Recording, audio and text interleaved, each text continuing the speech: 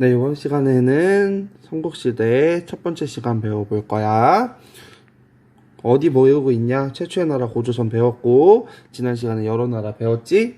이번 시간에는 삼국시대 배워볼 거야. 그 다음에 삼국시대 건국자부터 한번 살펴보자. 삼국시대 건국자로는 이 사람입니다. 고구려는 부여 출신의 주몽이 세웠어. 부여 출신의 주몽. 그리고 졸본에서 건국합니다. 백제는 고구려 출신의 온조가 건국했고 마한 지역에서 건국했어. 신라는 박혁거세가 진안 지역에서 건국했어. 지난 시간에 사만 배웠지. 말, 똥이, 진하다 이렇게 외우면 된다고 했지. 마한 지역은 나중에 뭐가 되고 백제가 되고 변한 지역은 나중에 가야가 되고 진안 지역은 나중에 신라가 되는 것 우리 배웠습니다. 고구려 부여 출신의 주몽, 백제 고구려 출신의 온조. 그러면 이거는 어떤 거냐면 이걸로 이렇게 볼 수 있죠.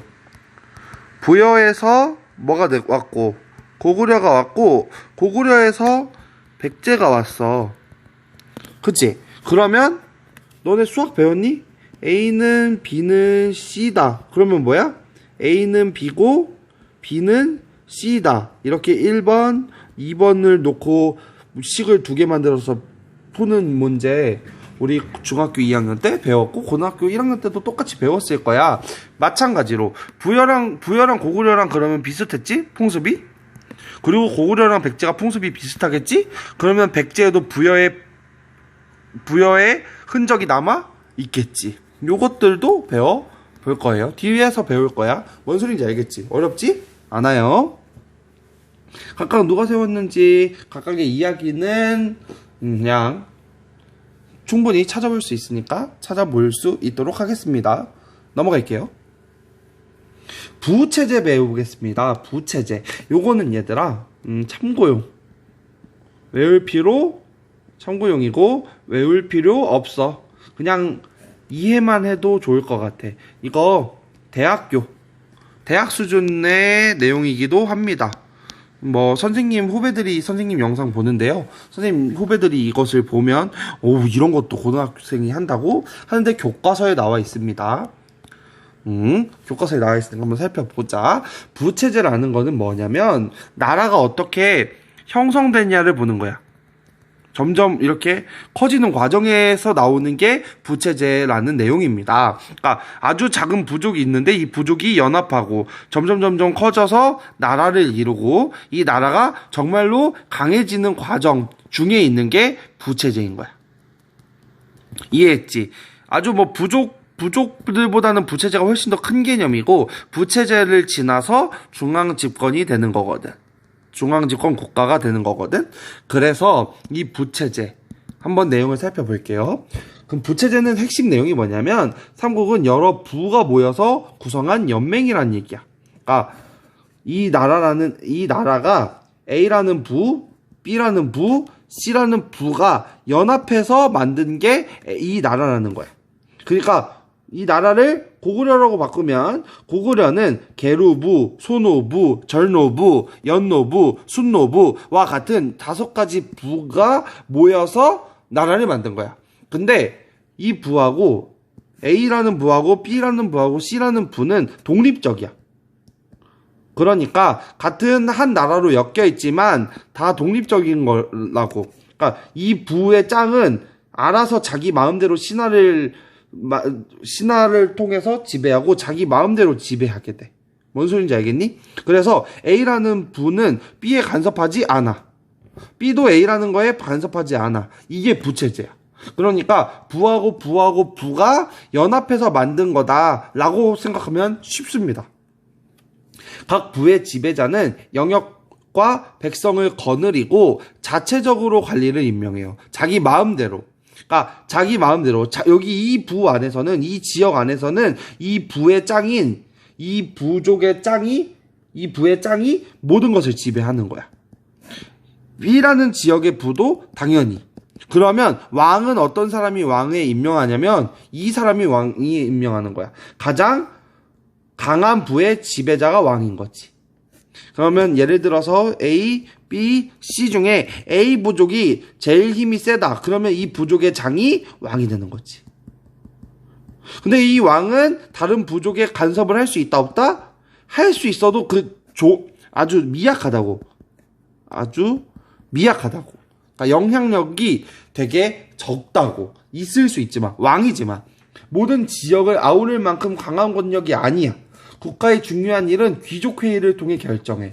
그래서 삼국을 배울 때 귀족회의가 되게 중요하고 달달달달 외웠던 거야. 요렇게 말이야.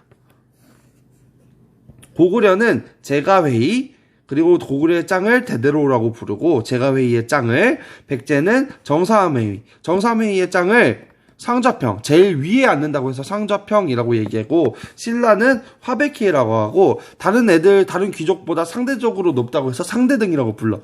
그냥 이렇게 외우면 돼. 고구려 가. 이 가를 일부러 써준 거야. 우리 저번 시간에 부여, 고구려, 옥조등의 3안에 배웠잖아. 부여에서는 마가, 우가, 저가, 구가, 가가 모여서 사출도를 이룬다고 했고, 지난 시간에 배웠습니다. 가가 여기에도 부여의 가가 고구려의 제가회의에 영향을 준 거지. 아까 얘기했던 거, 부여에서 주몽이 나와서 고구려를 세우고, 고구려에서 온조가 나와서 백제를 세웠으니, 고구려의 부여의 흔적이 있고 백제의 고구려의 흔적, 부여의 흔적이 있다고 했잖아. 그거의 증거 첫 번째가 이 가입니다. 제가회의의 짱 대대로는 대대로 물려받아서 대대로라고 해. 말장난이지만 이렇게 외우면 좋아요. 백제는 정사함회의고 짱을 상좌평, 제일 위에 앉는다. 신라는 화백회의에 상대적으로 높아서 상대등이라고 한다. 이렇게 외우면 될 것 같습니다. 그리고 부체제에서 이제 중앙집권 체제로 간다는 거야. 아까 이 얘기하는 거야. 이렇게. 점점 커질 때 A라는 부족이 있으면 이 A라는 부족이 B라는 부족이랑 결혼을 하든 뭐든 해서 A, B. 그래서 얘가 가가 되는 거고, 이 가가 다와 힘을 합쳐서 뭐라고 해야 될까? 가나다 1이라는 부족이 되고, 1이라는 부족이랑 2라는 부족이 또 합쳐서 이제 나라가 된단 말이야. 이 개념으로. 알겠니? 이렇게 쫙. 그러니까 부족이랑 부족, 이 부체제에서 어떤 체제로 넘어가는 거야? 중앙집권적 지배체제로 넘어가게 되는 거야. 그러니까 정말 이제 나라가 되고, 왕 밑에 여러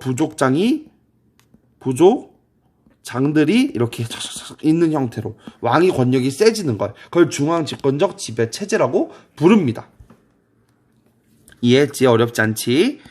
보면 요렇게 왕을 중심으로 한 중앙집권적 지배체제를 갖추면서 부의 세력은 약화되겠지. 그리고 부는 자치적 성격에서, 스스로 정치하는 자치적 성격에서 이제 행정적인 지역으로 바뀌게 되는 거야. 또한 부의 관리도 관등제 안으로 편입하게 돼. 그러니까 무슨 말이냐면, 옛날에는 부족장이었으면 이제는 부족장이 아니라 이제 특별한 골품제 중에서 진골이 되겠지. 조금 힘이 약한 부족은 육두품이 되겠지. 이런 식으로 이 왕이 지배하는 관등제 안으로 편입된다라는 말이 이러한 의미를 가지고 있습니다. 그러면 어떻게 해야 부체제에서 중앙집권 체제로 넘어가요? 라고 하면 이렇게 설명할 수 있어요. 어떻게 중앙집권 지배체제로 넘어갈까? 첫 번째, 불교수용. 이거 별표 5. 왜 별표 5인지는 시험 보면 알 수 있겠지. 불교수용. 불교를 수용하면서 왕실의 권위를 높입니다. 불교가 왜 왕실의 권위를 높이는지는 조금 이따가 설명을 해드릴게요. 불교를 수용하면서 왕실의 권위를 높였다는 거. 두 번째, 율령을 반포합니다. 이거 중요하니까 이 글씨 가린 거를 없애고 싶은데 잘 안 없어지네요. 이렇게 딱. 율령 반포. 이 불교 수용이랑 율령 반포 별표 10개 치세요. 율령 반포는 일괄적으로 법이 있어야 될 거 아니야? 그러니까 공정한 법이 필요할 거 아니야.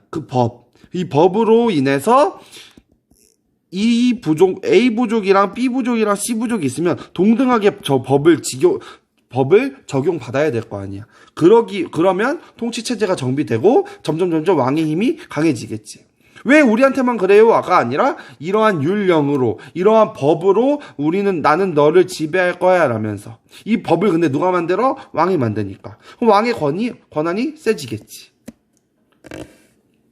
영토를 확장합니다. 정복전쟁을 하고 행정구역을 편성하면서 영토를 확장하고, 그러면서 왕의 힘이 점점 세지는. 왕위를 세습합니다. 왕권 강화하는 데 가장 큰 역할을 하겠지. 봐봐. 왕이 있을 때 왕을 보통 처음에는 형제들끼리 했어. 형제들. 그러면 이거지. 봐봐. 첫째, 둘째, 셋째, 넷째가 있다고 해보자. 첫째가 왕이야. 그러면 둘째는 어떤 생각을 하냐면 저 형만 없으면 내가 왕인데 라는 생각을 가진단 말이야. 그럼 형을 죽이겠지. 그럼 둘째가 왕이 됐어. 어떤 문제가 있을까? 셋째하고 넷째가 이런 생각을 하겠지. 저 둘째만 죽으면 왕이 될 텐데. 그럼 둘째 또 죽겠지. 그럼 왕권이 약하단 말이야. 근데 왕권을 세습해. 왕은 무조건 첫째만 물려준다는 원칙을 세워봐봐. 그러면 나머지 둘째, 셋째, 넷째는 포기하겠지. 내가 둘째기 때문에, 내가 셋째기 때문에, 내가 막내기 때문에 왕을 못하겠다라는 생각을 가질 수 있단 말이야. 그럼 오히려 왕의 힘은 강해지겠지. 왕위를 세습하고. 이 경우 말고도 옛날에는 A부족에서 왕을 하고, 그 다음에 B부족, 그 다음에 C부족 돌아가면서 하면 다른 부족들이 똑같은 생각을 가지겠지. A부족 왕만 죽으면 내가 왕을 할 텐데 라는 생각을 가질 텐데, 이제부터는 A부족에서만 왕을 한다 라는 세습을 하면 왕권이 강화되겠지. 그리고 관등제, 관복제를 정비합니다. 관등이랑 관복은 뭐라고 해야 되냐면 계급이라고 생각하면 돼. 계급을 만들어 놓고 내가 너보다 훨씬 더 높은 계급이야 라고 하면 왕의 힘이 강해지겠지. 불교의 의미 한 번만 여기서 이제 설명할게요. 불교는 어떤 걸 가지고 있냐면, 내가 사람으로 태어난 이유는 전생에 굉장히 잘했기 때문이야. 아주 우리가 전생에 아주 잘한 일을 했기 때문에 우리는 사람으로 태어난 거야.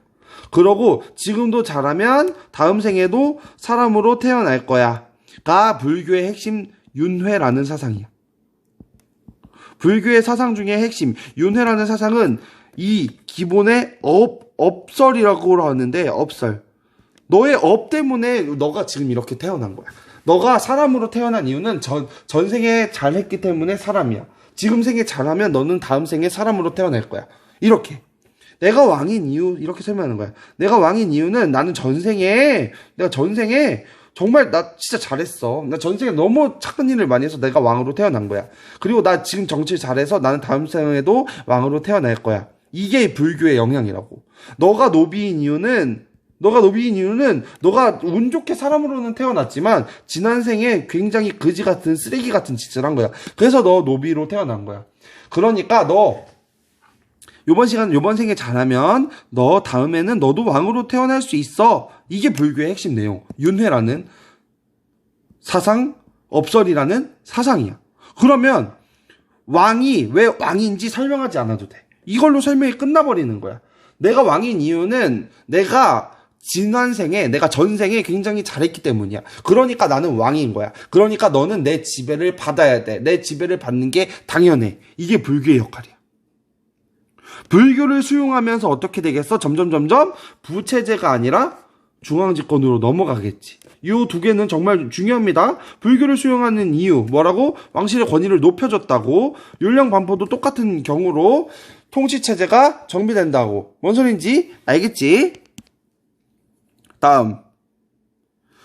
그 다음에 이제 백제랑 고구려, 신라를 배울 건데, 선생님이 의도해서 백제, 고구려, 신라 순서로 했고요. 세기별로 했어요. 1에서 4세기, 5세기, 6세기인데 요거는 조금 외워줘야 하지만 선생님하고 지금 집중하면서 외워보겠습니다. 보자. 보면 요렇게 할게요. 전성기부터 외우는 거야. 근데 삼국이 외우기 쉽게 백제 전성기는 언제 오냐면 4세기에 와. 고구려 전성기는 5세기에 와. 신라 전성기는 6세기에 와. 개꿀이야.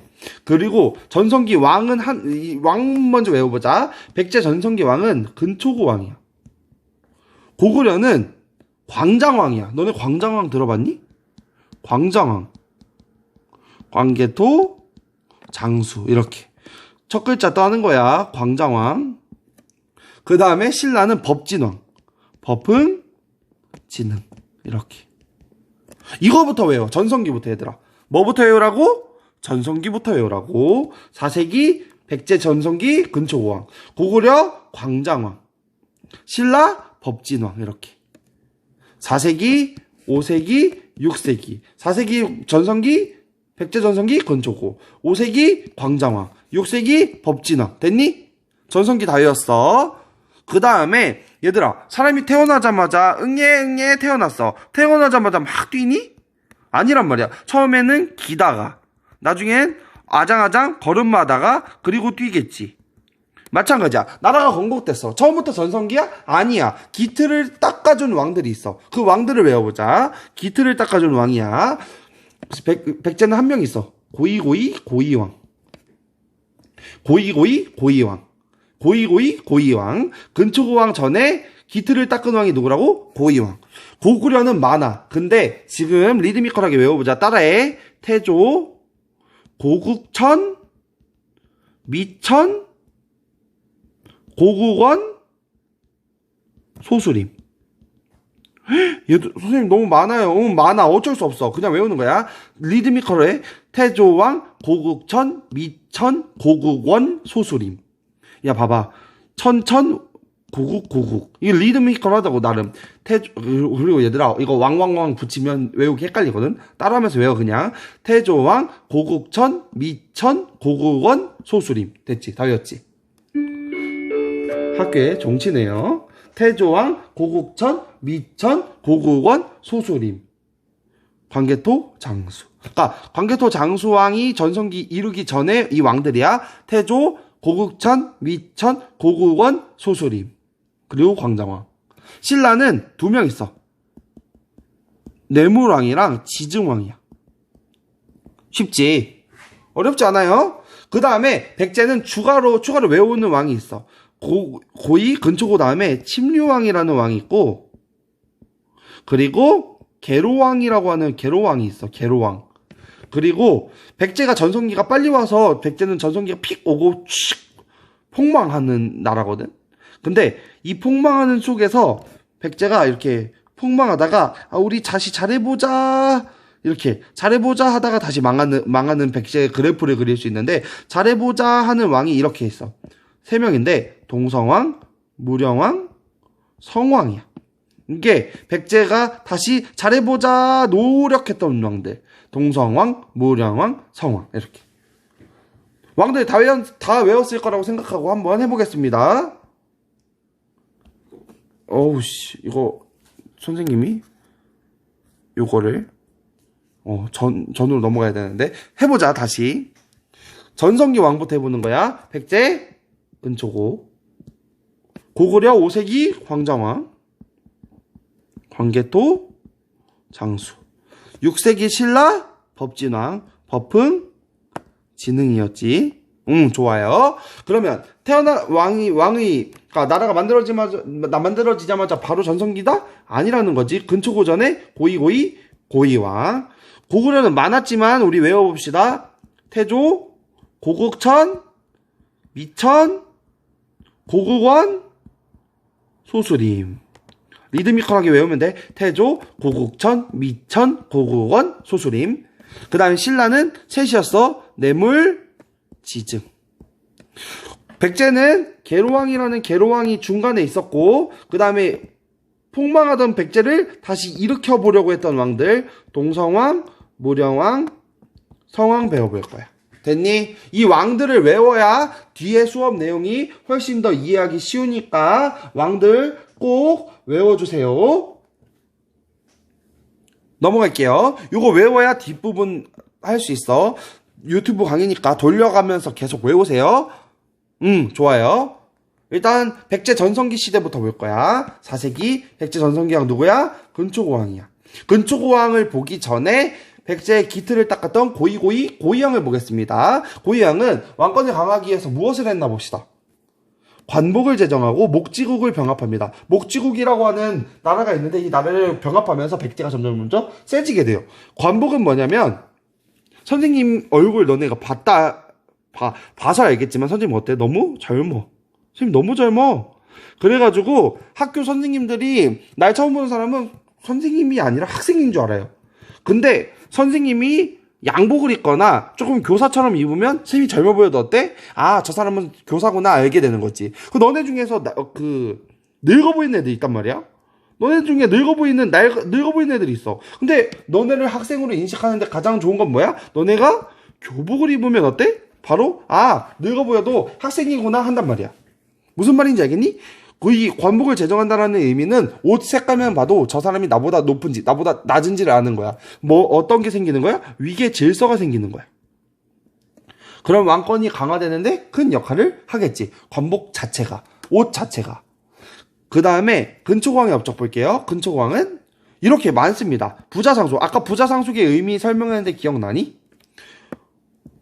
왕 다음 왕은 첫째만 할 수 있다 라는 것을 원칙을 정해놓으면 다른 형제들이 불만을 덜 갖는다고. 옛날에는 형제들끼리 왕을 돌아가면서 했지만 이제는 첫째 아들만 하는 부자상속을 실시한 게 근초고왕. 그리고 마한 지역을 모두 통합합니다. 이게 근초고왕이고요. 고구려 이따가 할 때 엮이겠지만 고국 원왕을 죽여버려요. 고국 원왕이 근초고왕 때문에 죽어. 그래서 고국 원왕의 업적은 근초고왕한테 자기 죽은 게 업적이야. 어쨌든 고국 원왕이 고구려가 깝치다가 죽습니다. 근초고왕한테. 그게 고국 원왕한테 죽었다는 거. 그리고 동진은 중국이고요. 큐슈는 일본입니다. 동진이랑 큐슈 지역에 진출합니다. 그리고 큐슈 지역에 진출했다는 증거가 칠지도라고 하는 유물인데요. 이렇게 생겼어요. 이렇게. 선생님 그림이 기가 막힙니다. 이거 오늘 수업 들어야만 또 댓글 달릴 수 있겠지. 칠지도 사진 검색해서 비밀 댓글 다는 게 오늘 과제입니다. 다시 근초고왕은 왕권을 강화하면서 전성기를 막 누리면서 영토 확장했겠지. 전성기를 누릴 때 뭐 했냐? 부자상속했고 마한 지역을 모두 통합했고 고구려가 깝치니까 고구려 왕, 고국 원왕을 죽여버리고 중국이랑 일본에도 진출하고 일본에 진출했다는 증거 칠지도라는 게 있었고. 됐지? 침류왕은 불교를 수용했습니다. 고구려 보겠습니다. 고구려 전성기 오기 전에 태조왕은 어떤 일을 했냐? 계류부 고씨의 왕위 세습입니다. 아까 부채제 설명할 때 A부족, B부족, C부족이 있다고 그랬지. 그 중에 A부족, 계류부라는 부족에서만 왕을 할 수 있다 라는 왕권 강화를 시행한 게 태조왕이야. 그리고 옥저를 정복합니다. 부여고구려 옥저동에 사만할 때 그 옥저요. 옥저를 정복하는 왕이 태조왕. 고국천왕은 세 가지입니다. 첫 번째, 왕위를 부자상속하고요. 의미 설명했어요, 부자상속. 그리고 오부라고 하는데, 이렇게. 오부는 조금 이따 설명하고, 진대법은, 우리 흥선대원군 했네. 흥선대원군에서 호포제래. 사창제랑 똑같다고 생각하면 돼. 흥선대, 사창제. 봄에 곡식이 부족한 사람한테 빌려주고, 가을에 추수한 다음에 갚게 하는 제도. 그거를 진대법이라고 합니다. 오부는 뭐냐면 아까 고구려에서는 부족이 몇 개라고 했어? 부족이 5개라고 얘기했어. 그치? 고구려를 이렇게 그러면 A, B, C, D, E라고 하는 부족이 있다고 쳐보자. 그러면 원래는 A 부족의 짱은 A가 이 지역을 모두 지배하고 B가 이 지역을 지배하고 C가 이 지역을 지배, D가 이 지역을 지배, E가 이 지역을 지배한다고 쳐보자. 근데 고국천왕이 이 부족을 어떻게 하냐면 쪼개버립니다. 이렇게 쪼개버려요. A 부족을 절반 쪼개고 B 부족을 절반 쪼개서 얘를 가로 편성해. B 절반과 C 절반을 나눠서 얘를 나. C 절반과 D 절반을 나눠서 다. D 절반과 E 절반을 나눠서 라. 이 절반과 A 절반 나눠서 마. 그러면 기존의 A 부족의 족장 A라는 사람보다 A 반, B 반의 대표자 가가 있겠지. 왕의 힘이, 그러면 이때 보면은 부족의 힘이 세질까 약해질까? 이렇게 하면 부족의 힘이 약해집니다. 부족의 힘이 약해진다라는 말은 왕의 힘이 세진다는 말이랑 같은 말이야. 오부라는 이야기는 부족적 성격의 오부를 행정적 성격의 오부로 바꿨다라는 말이야. 다시 한번 부족적인 성격의 오부를 행정적 성격의 오부로 바꿨다라는 거. 기존의 오부는 부족장 한 명 말만 들으면 됐지만 그 부족을 절반으로 나눠서 새로운 부족으로 만들었기 때문에 부족의 힘은 약해지고 왕의 힘은 강해지겠지. 이해했지? 그 다음에 미천왕은 이러한 일을 했어요. 낭랑을 추출했는데 이 낭랑은 뭐냐면 한 9년이야. 한 9년.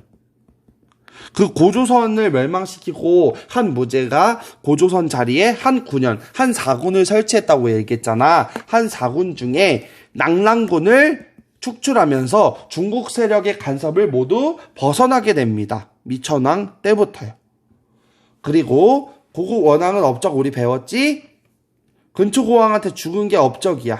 어디에서? 평양에서. 고국 원왕이 고구려를 남진 정책하면서 고구려를 더 땅을 넓히려고 했는데 고구려가 남쪽으로 내려가는 게 백제의 북진 정책이랑 겹쳐가지고 싸우게 된단 말이야. 근데 근초고왕한테 덤비다가 고국 원왕이 전사하게 됩니다. 그러면서 고구려가 거의 멸망 직전까지 가는데 이 멸망 직전까지 가는 고구려를 멱살 잡고 끌고 간 게 소수림왕입니다. 업적 이 세 가지 버프를 탁 쓰면서요. 바로 태학설립 불교수용 율령반포인데 중학교 때 굉장히 서술형으로 나왔던 문제였을 것입니다. 근데 고등학교 때는 너무 쉬워서 잘 나오진 않아요. 근데도 알아야 되긴 하겠지요. 태학설립 불교수용 율령반포.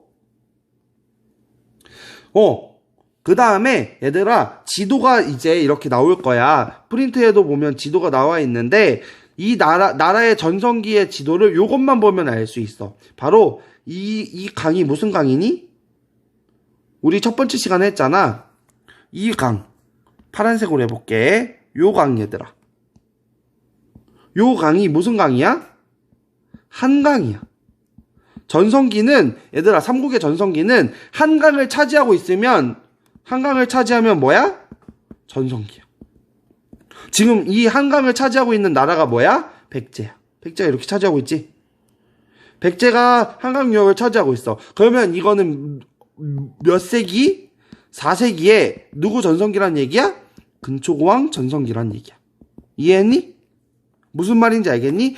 지도에서 한강을 어느 나라가 차지하고 있냐만 딱 보면 그 나라의 전성기임을 알 수 있고 지금 백제가 한강 유역을 차지했잖아? 그럼 백제 전성기란 얘기지? 백제 전성기 몇 세기야? 4세기야. 이 4세기 때 왕이 누구야? 근초고왕이야. 됐니? 시험 문제 이렇게 나오는 거요. 지도 주고 그 지도 몇 세기냐? 왕 누구냐? 이때 무슨 일이 있었냐? 그러면 근초고왕의 업적들 적으면 되는 거지. 됐지? 다음. 그 다음에 5세기 볼게요. 5세기. 소수림왕의 노력으로 이제 고구려가 전성기를 맞이할 수 있었습니다. 광개토 장수왕인데요. 광개토 왕의 업적부터 보겠습니다. 요렇게요. 영토 확장을 하는데 고구려는 영토 확장을 2번 합니다. 2번에 걸쳐서. 처음에는 북쪽으로 먼저 가요. 누구 때? 광개토 왕 때. 그 다음에 아들인 장수왕이 남진 정책을 합니다. 고구려가. 첫 번째 영토 확장이에요. 만주 쪽, 북쪽이란 얘기지. 그 다음에 신라 내무랑이 도와달라고 해서 도와줍니다. 그러니까 엮여 있어요. 이렇게 왕이. 광개토 왕이랑 내무랑이랑. 내무랑이 저 좀 도와주세요. 광개토 왕님. 해가지고 저 좋겠어요. 저희 좋댔어요 지금. 광개토 왕님 저희 좀 도와주세요. 해가지고 내무랑을 도와줍니다. 누가? 광개토 왕이 직접 내려가서. 이때 내무랑을 괴롭혔던 나라들이 뭐냐면 백제 그리고 일본 외 가야.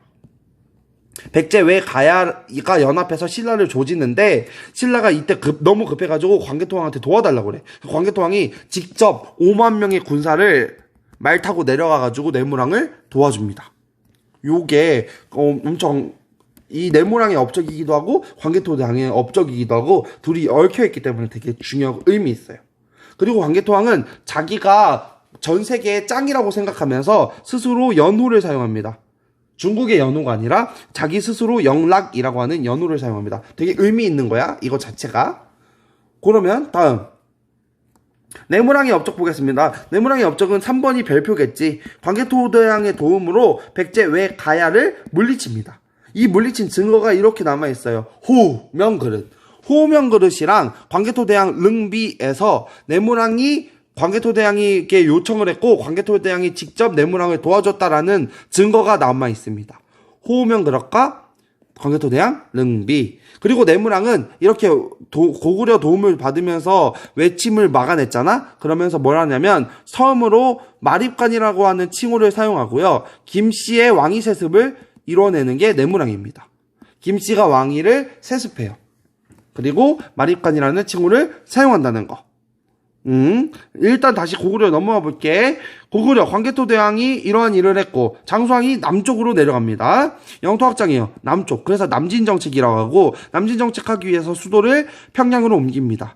그리고 고구려가 한강유역을 차지해요. 이때 한강유역을 차지할 때 원래 한강유역 누구 거였어? 백제 거였어. 맞지? 그래서 백제 그때 왕이 누구였냐면 계로왕인데 장수왕이 고국 원왕의 복수를 합니다. 근초고왕이 고국원왕을 죽여버렸잖아? 장수왕도 똑같이 계로왕을 죽여버려요. 계로왕은 백제가 한강유역을 상실했잖아. 그래서 계로왕이 이렇게 얘기해요. 한강유역을 뺏겨서 계로왕. 이렇게 외우면 돼요. 장수왕한테 한강유역을 뺏겼다. 한강유역을 뺏겨서 계로왕. 미안합니다. 계로왕. 이거 증거는 충주고구려비야. 충주고구려비라고 하는 비석이 있는데 이 비석에 계로왕이 고구려가 한강유역을 차지했다라는 글이 쓰여 있어. 그럼 장수왕이 계속해서 남진정책하니까 어떻게 해? 신라랑 백제가 동맹을 체결합니다. 그걸 뭐라 그래? 나제동맹이라고 해. 동성왕은 혼인동맹, 계로왕은 업적이 그래서 장수왕한테 죽은 거예요. 한강유역을 잃어서 계로왕. 그리고 동성왕은 혼인동맹을 합니다. 신라랑. 오늘은 여기 이 5세기까지만 살펴보려고 합니다. 고구려 전성기야. 왜? 봐봐. 고구려 전성기. 선생님 지도만 봐도 알 수 있어요. 왜? 이 한강을 누가 차지하고 있니? 고구려가 차지하고 있잖아. 북쪽으로 간 왕은 누구야?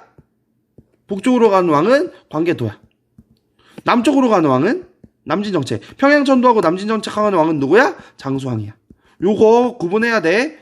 장수왕의 업적이랑 광개토대왕의 업적 구분해야 돼. 그 다음에 장수왕의 업적을 고르라고 하면 광개토대왕의 업적을 고르면 돼? 안 돼? 안 된다고. 이해했니? 광개토왕이랑 장수왕이랑 같은 시기지만 업적은 다르기 때문에 구분해야 됩니다. 그리고 이 지도의 상황이야. 그럼 이 지도는 이미 남쪽으로 갔잖아. 그러면 이 지도만 만약에 문제에서 줬어. 그럼 광개토왕이야? 장수왕이야? 장수왕이라고. 됐지?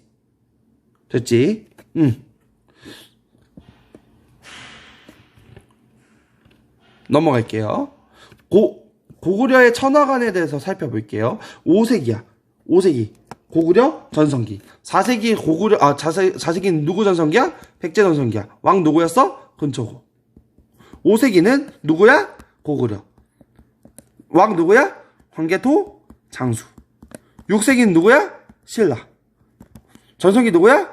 법진왕. 법흥, 진흥. 근데 한 명만 꼽으면 장수왕이랑 진흥왕인 거야. 전성기는. 고구려의 천하관은 뭐냐면 천하, 하늘 아래에, 이게 천이 하늘 천자인 건 알지? 하늘 아래에 유일한 나라, 대표적인 나라가 고구려라는 얘기야. 옛날 시조 춘왕이 나라를 세웠다. 시조는 북부에서 나왔는데 천재 아들이다. 하늘 황제의 아들이라는 거야. 우리 이렇게 잘 나갔다는 거야. 왕의 은택은 이렇게 넓혔다. 백성이 생업에 힘쓰고 편안해졌다. 라는 것들이 나라가 풍성해지고 백성은 풍족해졌다. 라는 내용이 나와 있는 것이 고구려가 천하의 주인이라는 증거라는 얘기지. 광개토대왕 릉비 또는 그림 자체가 이러한 기록에서 천하의 중심이 어느 나라다? 고구려다라는 게 나와 있는 게 천하관입니다. 이거 교과서에는 안 나오지만 그냥 알고 있으면 좋을 것 같아서 추가했어요. 그냥 교양으로 들어주세요. 이 사료는 고구려가 스스로 천하의 중심이라고 여겼음을 알 수 있다. 이상도 이하도 아닙니다. 나제동맹 관련 순서인데요. 우리 시험에는 교과서에 안 나와 있어서 우리 시험에는 안 나오지만 다른 한국사 관련된 시험 문제는 자주 나오니까 선생님이 정리해 두었어요. 장수왕이 평양천도를 해서 남진정책을 실시하니까 백제 비유왕과 신라 노유지왕이 나제동맹을 체결하고요. 그 와중에 계로왕이 죽습니다. 한강유역을 잃어서 계로왕. 그러니까 백제는 동성왕이랑 신라 소지왕이랑 혼인동맹을 체결하고요. 백제 그리고 뒷부분 내용이에요. 백제 성왕이랑 신라 진흥왕이 힘을 합쳐서 한강유역을 차지하는데 신라가 뒤통수 쳐가지고 신라가 한강유역을 모두 차지하고 그러면서 나제 동맹이 결렬되는데요. 이건 뒷부분 뒤에 내용에서 다음 시간에 배울 내용이긴 하지만 어쨌든 우리 시험에는 안 나왔어요. 하지만 참고하라고 나중에 공부할 때 한국사 공부할 일이 있으면 넘어갈게요. 백제는 수도 이렇게 천도합니다. 위례성, 웅진, 사비요. 근데 이것도 다음 시간에 한 번 더 다루도록 하겠습니다.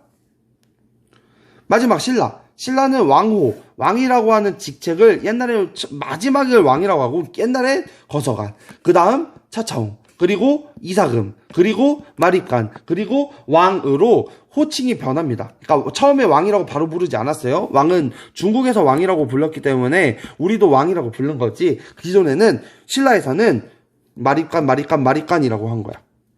대표자를. 마립간을 처음 한 왕은 내무왕이고요. 왕을 처음 사용한 왕은 지중왕입니다. 이것도 다음 시간에 한 번 더 다루도록 하겠습니다. 내용이 조금 많았지. 왕이 되게 많았고 업적을 일일이 외우는 거는 선생님 어떤 업적을 외워야 돼요? 답 얘기해줬지. 교과서에 있는 업적은 무조건 외워줘야 돼. 그리고 나머지는 교양으로 외워두면 좋다는 거. 다음 시간에는 삼국시대 뒷부분 신라의 삼국통일 시험 범위까지 싹 다 배워보도록 하겠습니다. 이번 시간은 여기까지고요.